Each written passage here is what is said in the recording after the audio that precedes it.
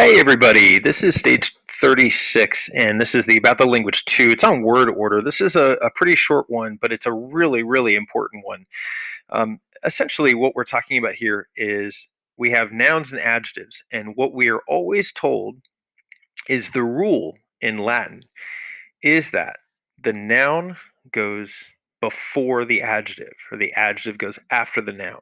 Okay, so if you look at number one here, the example, you have ad silvam obscurum. Okay, well, silvam is the noun, it means forest, right? And obscurum, dark, comes after it. So it's kind of like backward, right? It's kind of like the exact opposite in English, right? So we would say the dark wood or the obscure forest. So the the other kind of subset to that rule is that if the adjective has to do with number or quantity, so here's many, right? Well, that adjective usually goes before the noun, okay? But the commonality there is that they're together. So whether it's silvam obscurum, multus barbaros, or fulmine alto, they're right next to each other. What we are finding is that that isn't always the case. Now, another really standard feature of nouns and adjectives in their word order is that when you have a prepositional phrase, it is very common, very, very common, and sort of regular that when you have a preposition with its object, but the object has an adjective that describes it, then it goes adjective, preposition, noun, totum, pair, urbem, through the whole city. Okay, so again, very, very regular. There's nothing really crazy about that or different about that. That's just regular Latin word order. Okay, now what we have seen in the poetry of Marshall's epigrams is that for dramatic effect, for enhancement of meaning, that you can separate the noun and the adjective, and that's okay because remember that nouns and adjectives agree in case, number, and gender. Now, a lot of times they look alike, right? I mean, you got me, os, label, os, and that's kind of nice because they look alike. But notice that he has put meos here and he has put labelos all the way over there.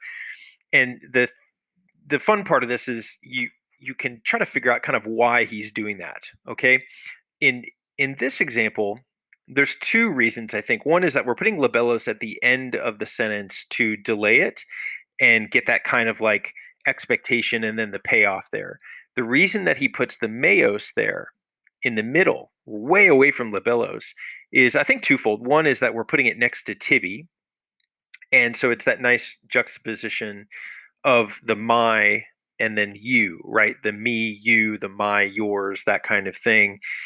And also, he puts those two somewhat prominently there before Libellos and before Pontilianus's name to draw attention to the fact that this is the subject of the epigram. This is the impact of the epigram, is that this sort of tension between him and his friend, right? Between Marshall and Pontilianus. So it's like me, you. Now, of course, he's starting out the sentence with, why do I not send my whatever they are to you? And so, again, it speaks to that nice payoff that we get at the end when we finally figure out what is the thing that he doesn't want to send to him. Okay, so look in number two here. Iter conteget nova nostri principes aula. Okay, now there's a couple things here. One is that we have separated Noah and aula.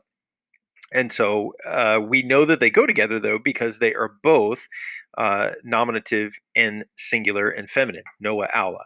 Okay.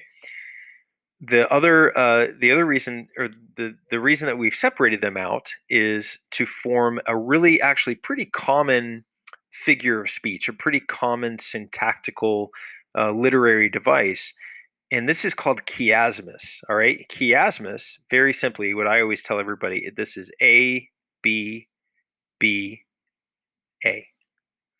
Okay, this is a really common word order. It looks like the Swedish rock group, right? ABBA. Okay, but here's your A, here's your B, here's your B, and then there's your A.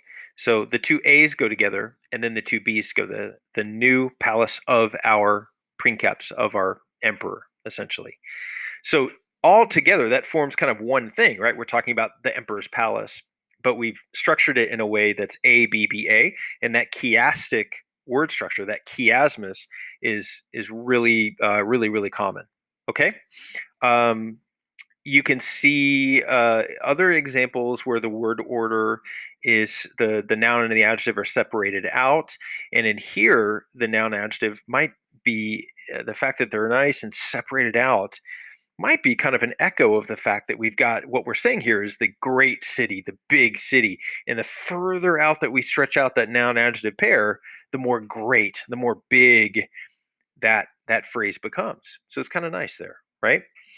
Here in letter B, really, it was night, and the moon was shining in the calm sky, in the serene sky. Now, the cool thing about Kylo and Sereno flanking Fulgeva Luna is that what we're talking about is the moon is in the sky, right? And that's exactly what the word order does there. So it paints a little bit of what's called a word picture. So that's kind of neat. All right. In number three, or no, well, letter C, fluminis in ripa, nunc noster dormit amicus. Now, I want to draw your attention to, just like here, it's a little bit easier to see magnam urbem. Now, notice they don't look exactly like, but I think we can all pretty much see that they're both accusative and singular. Here, it's a little bit tougher. The endings don't incredibly like shout out that they go together, but they do. I mean, they're nominative and they're singular and they're masculine. Now, why have we separated out noster amicus? Well, on the bank of the river, on the riverbank now, our friend is sleeping. Not really anything that completely just shouts, completely recommends a word picture or a particular word order. But the poet, the author of this sentence, has decided to separate noster and amicus, and sometimes it's just because that's what they did. Sometimes it's for meter, for the metrical, the rhythm of the line. So a couple different things, but I like asking myself that question, like, why would the poet have done this? Why did the poet write like this? Because the poet is making very very deliberate choices. So as you consider A, B, and C here, and of course the translations are there with you too, just ask yourself those questions. Why would the noun adjective pair here? So magnus achilles, and again, they don't look a lot alike, do they? But they're both nominative, masculine, and singular. Why would that be separated out with the verb in the middle? Um, Silicatai and wetai. Okay, why are they spread out? Why are they stretched out there? Robustus and orator. Okay, again, look at the beginning of the sentence and at the end. So why do that? All right.